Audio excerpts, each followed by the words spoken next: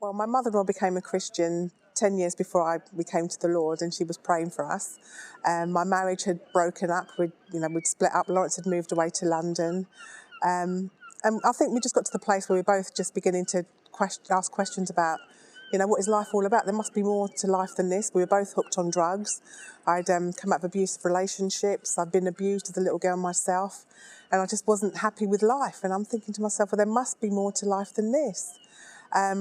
And we met with his mum one day, and she was talking to us and just said, you need to come to this church that we go to. It's really good. Perhaps you find some answers there. So during the week, we're just asking questions, just talking to ourselves, just asking questions about the meaning of life and things like that.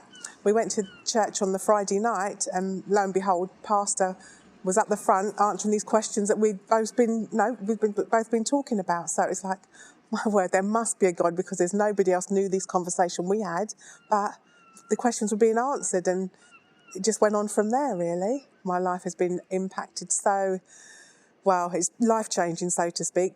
I've been able to forgive the person that's abused me. My life has got new meaning. I've got 2 beautiful children. It just gives me something to wake up for every day. I know it sounds cliche, but it just gives me something to, wake up for every day. It gives me a new meaning of life, a new lease of life. The way that God has helped me through dealing with the abuse, it was for me, personally, I knew that I had to forgive the person that had abused me.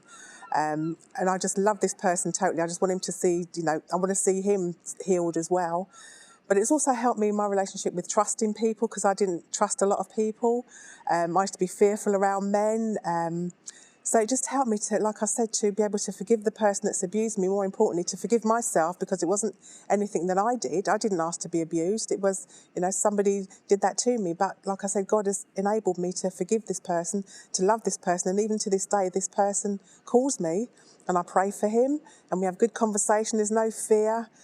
It's just, like I said, it's just been life-changing for me, life-changing.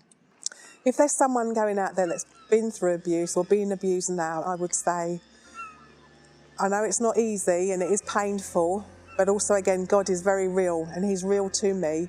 And the same way that he's healed me and set me free in areas that I've never been free before, he wants to do the same for you.